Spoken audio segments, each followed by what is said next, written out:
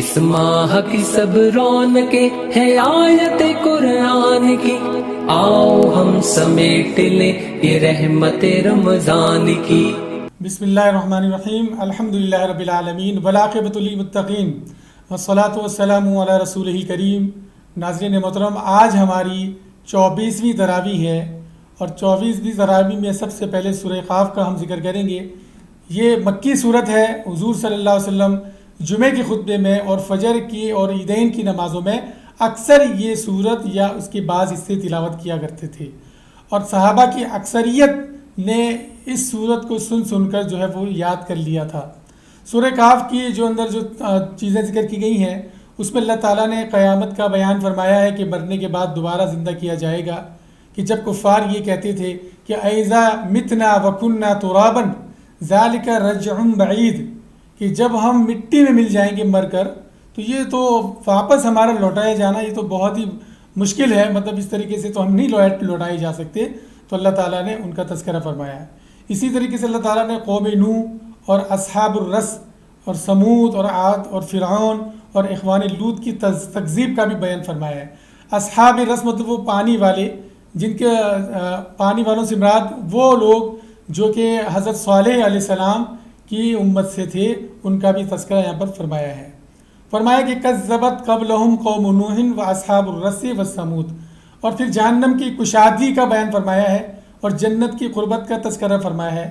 کہ جہنم کی کشادگی کا تذکرہ کچھ یوں ہے، انتہائی بلیغ آیت ہے، کہ اللہ تبارک و تعالیٰ جہنم سے یہ پوچھیں گے کہ یوم نقول لجہنم حل امتلأت فتقول حل من مزید، کہ اس دن ہم پوچھیں گے کہ کیا تو بھر گئی، اور جہنم سے آواز آئے گی کہ کیا اور بھی ہیں، اور بھی ہیں۔ جبکہ اللہ تعالیٰ فرماتے ہیں کہ وقودها الناس والحجارہ، کہ لوگ بھی اس کی ایندھن ہوں گے اور پتھر بھی اس کے ایندھن ہوں گے، پھر بھی جہنم کی وسعت اتنی زیادہ ہوگی کہ وہ مزید تر کی جو ہے وہ تلاش میں ہوگا۔ اس کے بعد ناظرین محترم سورہ الذاریات کا ذکر ہے۔ الذاریات جو ہے مکی صورت ہے، اور اس کے معنی ہے ہوائیں جو گرد و غبار کو اڑانے والی ہیں۔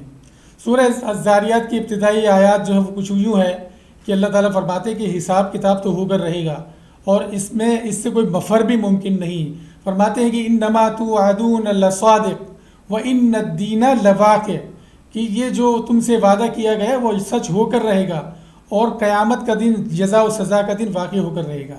اسی طریقے سے متقیوں کی صفات کا وہ بیان ہے کہ وہ رات میں بہت کم سوتے ہیں اور سحر میں استغفار کرتے ہیں، اور اپنے مالوں میں سائل اور محروم کا حق فراموش نہیں کرتے۔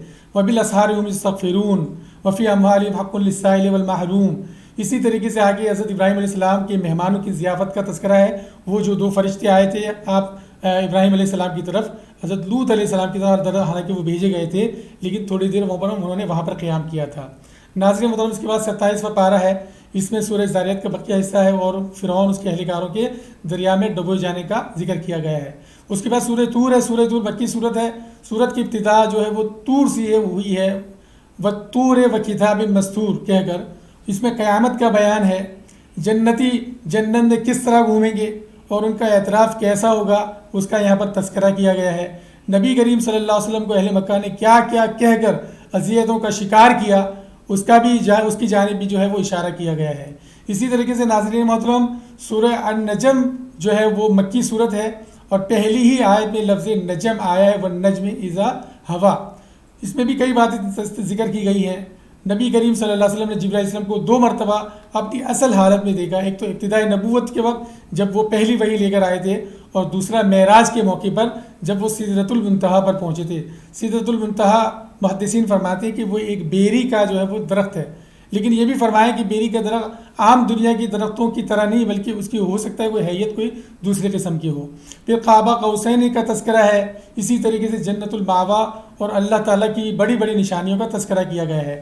اسی طرح آگے فرمایا کہ انسان کی کوششیں جو ہے وہ رائیگاں نہیں جاتی، شرط یہ ہے کہ وہ اپنی کوشش میں مخلص ہو۔ پھر آگے جا کر سورہ قمر ذکر کی گئی ہے۔